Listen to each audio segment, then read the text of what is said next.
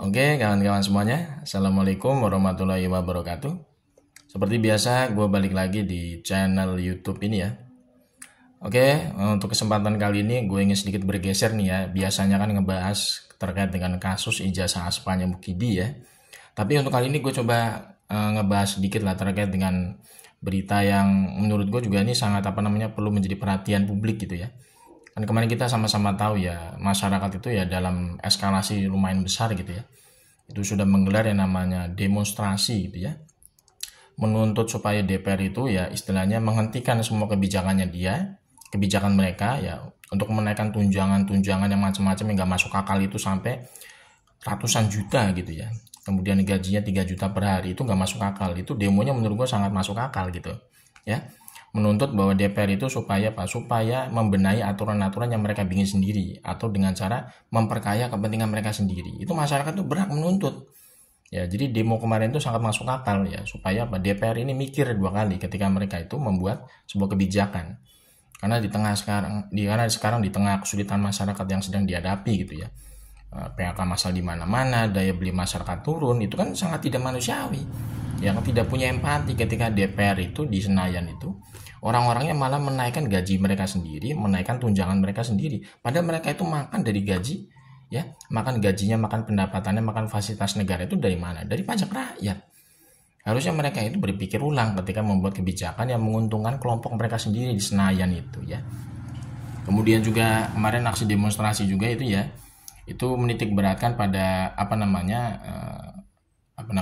meninggalnya tukang ojek online juga ya. Kasihan juga sih kemarin ya sampai seperti itu kondisinya gitu ya. Sampai ya dibilang ya sangat menyedihkan lah ya tukang ojek online sampai seperti itu ya. Atas kelakuan yang sangat kurang asem dari Worcok ya yang diwakili oleh Brimob gitu ya. Ini tentu memang menjadi semacam sumbu api ya, munculnya mungkin ya demonstrasi yang bisa menjadi skalanya lebih besar nanti terhadap Worcok ini. Karena memang ini sebenarnya tuntutannya itu kan sebenarnya benar-benar murni ya untuk pembenahan secara terpusat maupun secara komprehensif sebenarnya terhadap pemerintah saat ini. Sebenarnya kalau ada beberapa pengamat mengatakan bahwa demonstrasi kemarin itu ya Bude bilang ya dirancang oleh geng Solo atau gengnya Mukidi supaya terjadi namanya saos atau caos gitu ya. Supaya nanti masyarakat itu meminta Pak Prabowo itu turun dari jabatan sebagai presiden atau demonstrasi kemarin itu katanya diakali supaya Pak Prabowo itu bisa digulingkan kekuasaan. Kalau menurut gue sih enggak juga gitu ya. Enggak sepenuhnya benar juga analisa kayak begitu dari pengamat. Kalau menurut gue pribadi sih sebenarnya ngelihatnya secara komprehensif juga gitu ya. Nggak lihat dari sudut pandang satu sisi aja. Sebenarnya kemarin tuntutan dari masyarakat itu kan benar-benar genuine ya. Sebagian besar dari masyarakat itu meminta sebenarnya kepada Pak Prabowo ini untuk apa? Untuk melakukannya namanya reformasi secara birokrasi di pemerintahan beliau. Seperti tuntutannya sebenarnya gitu ya, mengganti Kapolri saat ini. Yang saat ini diduga adalah orang titipannya Mukidi ya kan. Kemudian mencopot atau meresapel semua orang-orang yang titipannya Mukidi di kabinetnya beliau. Sri Mulyani, Airlangga Hartarto, Zulkifli Hasan, Opung Lumut, siapa lagi itu Pratikno ya. Orang-orang titipannya Mukidi itu segera harusnya dibersihkan dari kabinet beliau. Itu sebenarnya termasuk tuntutan yang sangat masuk akal menurut gue secara komprehensif untuk apa? Untuk membiarkan keberlangsungan rezimnya Pak Prabowo ini sampai 5 tahun ke depan supaya tidak diganggu lagi dengan anasir yang buruk dari gengnya Mukidi maupun Mukidi sendiri dari balik layar gitu loh. Jadi tidak benar juga bahwa demonstrasi kemarin itu istilahnya dirancang sepenuhnya oleh geng Solo atau geng Mukidi. Enggak juga. Karena banyak juga aspirasi dari masyarakat yang gue lihat itu memang ya genuine, asli. Mereka tuh menginginkan supaya pemerintah saat ini ya Pak Prabowo, presiden gitu ya. Untuk istilahnya mengambil keputusan itu memang benar-benar untuk berpihak kepada masyarakat.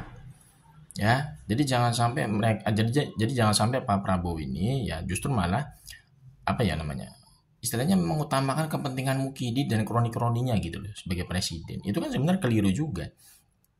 Makanya kemarin kan tuntutan dari masyarakat itu kan benar-benar ada sebagian besar memang yang ngarahnya gitu ya. Ngarahnya kayaknya untuk menggulingkan Pak Prabowo gitu. Tapi sebagian besar juga enggak, menurut gue itu genuine ya. Tuntutan agar Agar Pak Prabowo ini ya istilahnya selaku presiden gitu ya. Itu membenahi birokrasi pemerintahan beliau yang saat ini memang kondisinya tidak kondusif gitu kan ya. Karena apa? Karena masih dipelihara orang-orang titipannya Mukidi di balik layar gitu kan ya. Makanya menurut gue ini sebenarnya harus direspon cepat oleh Pak Prabowo. Jadi jangan sampai Pak Prabowo ini ya istilahnya berdiam diri ngelihat tuntutan dari masyarakat sebesar itu kemarin gitu ya. Sampai ada namanya meninggal dunia, kasihan juga gitu kan tukang ojek online gitu kan. Itu sebenarnya kan menggambarkan bahwa apa? Kondisi kita ini sebenarnya sudah tidak baik-baik saja sebagai sebuah bangsa maupun negara. Dan ini perlu yang namanya dibutuhkan ya sebuah leadership atau kepemimpinan yang kuat. Untuk apa? Untuk ini mengambil berbagai macam keputusan ya yang sifatnya untuk mendahulukan kepentingan rakyat di atas kepentingan golongan ataupun pribadi.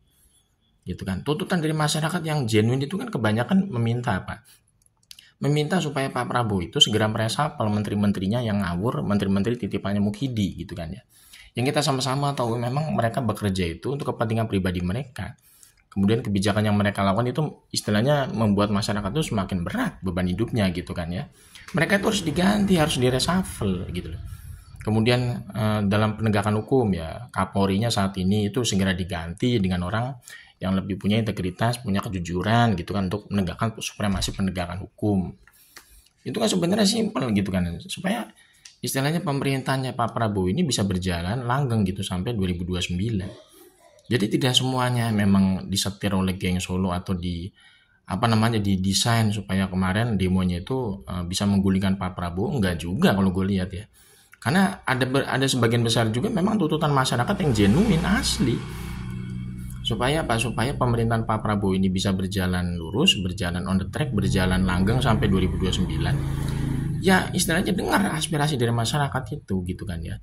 Orang-orang titipannya Mukidi itu segera disingkirkan dari kabinet gitu kan ya. Kemudian Mukidinya ini bisa diadili secara hukum. Dengan cara apa? Supremasi penegakan hukumnya itu bisa berdiri dengan normal, berjalan dengan tegak lurus sesuai konstitusi. Kapolrinya saat ini dicopot, diganti dengan orang yang lebih punya kejujuran atau profesionalisme ketika menegakkan hukum gitu loh. Itu kan tuntutan yang sederhana sebenarnya dari masyarakat yang genuine, yang asli gitu ya. Pada saat demo kemarin. Itu sebenarnya kan harusnya didengar oleh Pak Prabowo, kemudian juga bisa diimplementasikan lah sebenarnya segera gitu kan, segera cepat gitu kan. Jadi jangan sampai menunggu-nunggu mau sampai kapan gitu loh. Beliau itu menunggu-nunggu istilahnya mengambil tindakan gitu kan. Karena kondisi situasi negara kita ini kan sudah sangat genting gitu kan. Ini tidak bisa dianggap sepele atau dianggap hal yang biasa-biasa saja. Ini perlu mendapatkan tindakan yang cepat dari seorang pemimpin gitu kan.